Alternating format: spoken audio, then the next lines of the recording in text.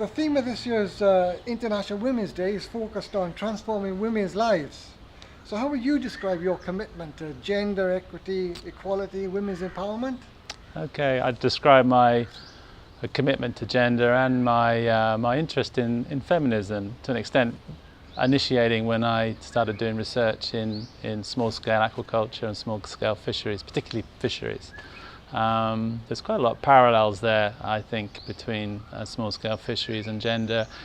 What we call a hidden harvest. There's a lot of work that the fishermen do that is behind the scenes but supports this sector. So I was working on social exclusion, equality and equity in small-scale fisheries, but I'm only talking to the men, I'm only talking to the fishermen. I'm only really getting the half a story, and so applying these approaches to the community and engaging and understanding some of the barriers, political, social and economic barriers within the communities between men and women, started to open my eyes up to the importance of gender and the importance of engaging the whole community in understanding the livelihoods of those communities. So yeah, my commitment is forged from those early days of research and then understanding how these inclusion mechanisms can be really important. So how do you see the investments of WorldFish in gender research, empowering the women in fisheries?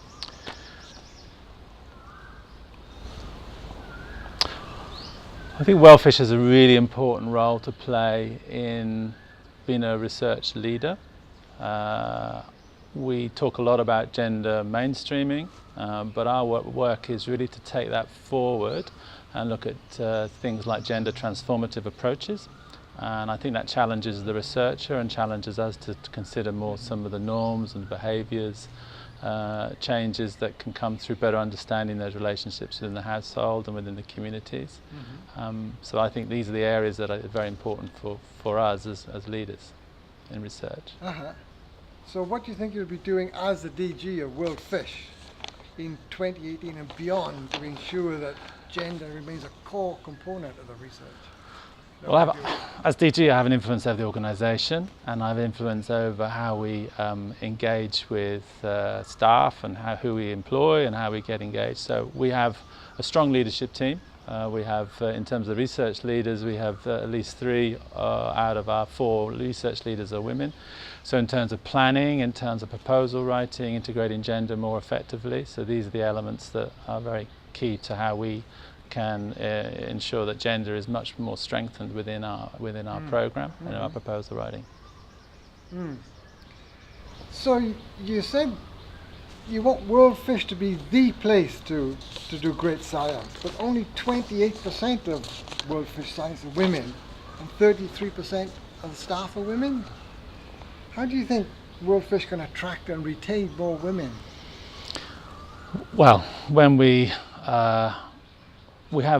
monitor for a start, we're monitoring the relative levels of women as scientists and the leaders within the organisation. So our targets are to have at least 40% scientists by 2022 and at least 45% in terms of management.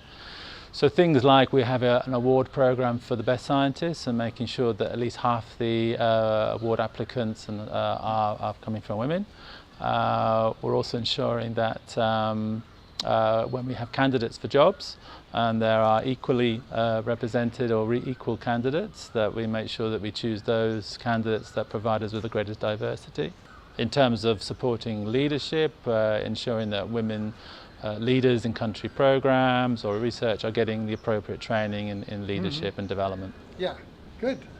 Okay, and so International Women's Day, you'll be joining the WorldFish staff in pledging to advance gender parity. Can you tell us what your pledge is going to be? Yeah, I think my pledge for the rest of my term here will to make sure that we have more scientists, more women scientists and more women leaders will be my pledge, so that during my term that we'll have more women represented at these roles.